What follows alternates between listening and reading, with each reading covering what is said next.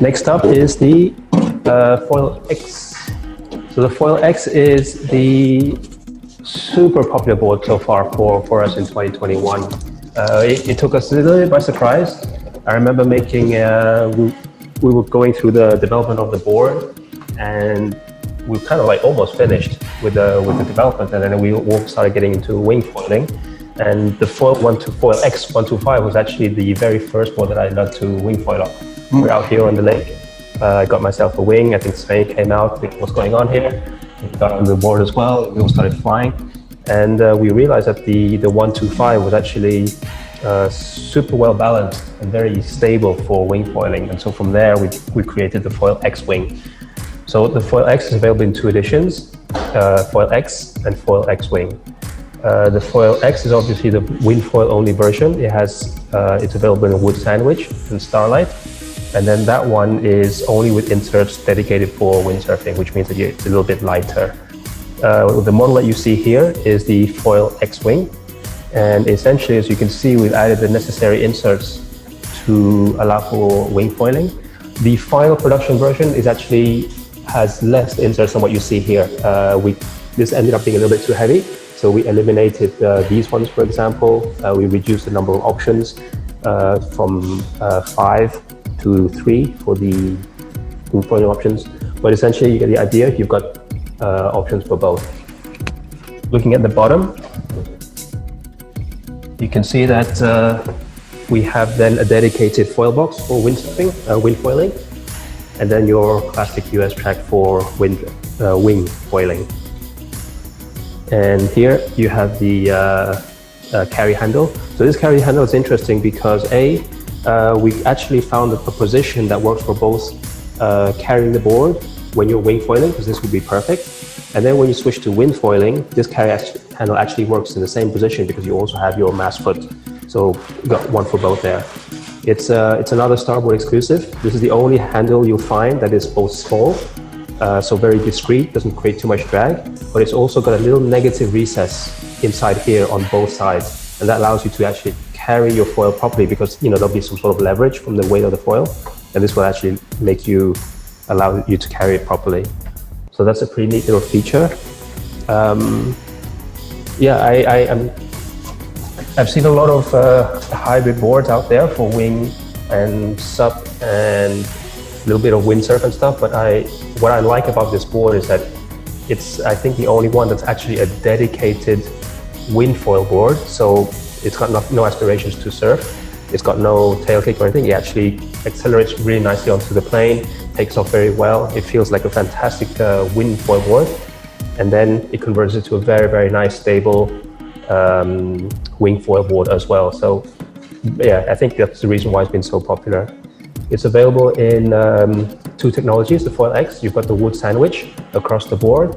And in the beginning, we weren't actually going to introduce a more price-conscious version, but we got a lot of requests for it.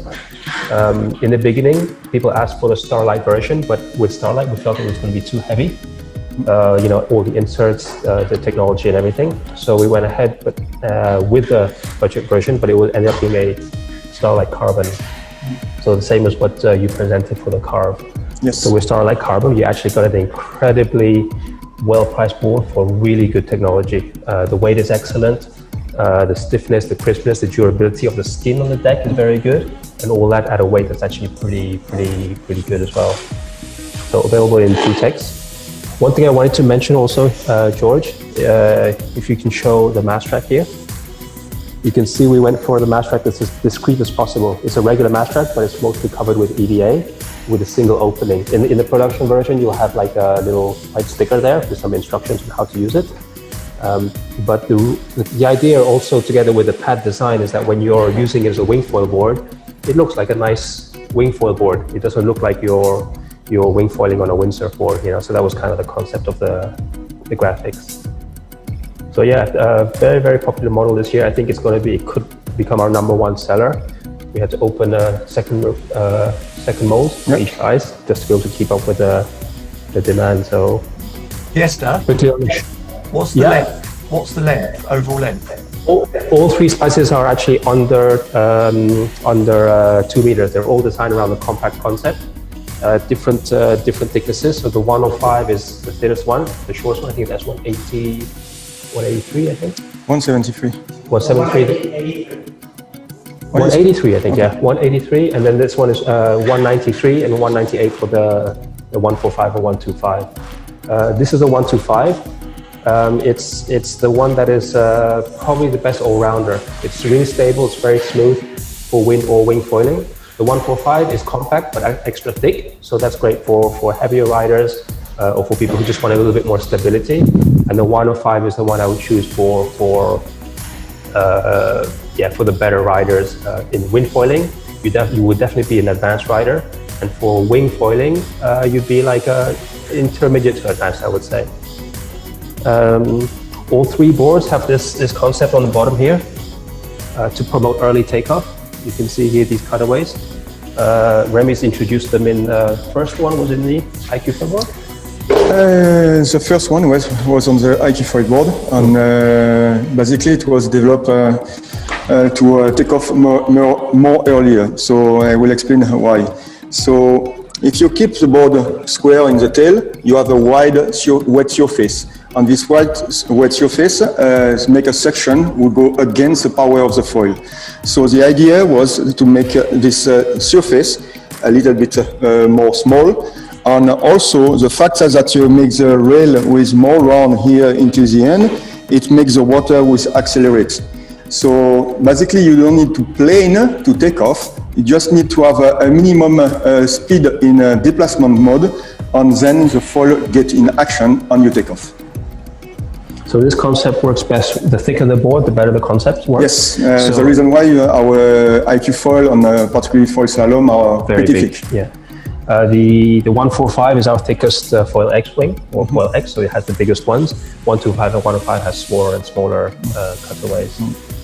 Yeah, the question about the length is interesting because it's important to remember that the foil X is very clearly a board that's designed around the compact style of maneuverable foiling, as opposed to some of the other models which we'll look into, which are more sort of a lock and load. So definitely not the fast board, but it's not meant to be. That's not the concept of the foil X. Right, so that's the foil X and foil X Wing.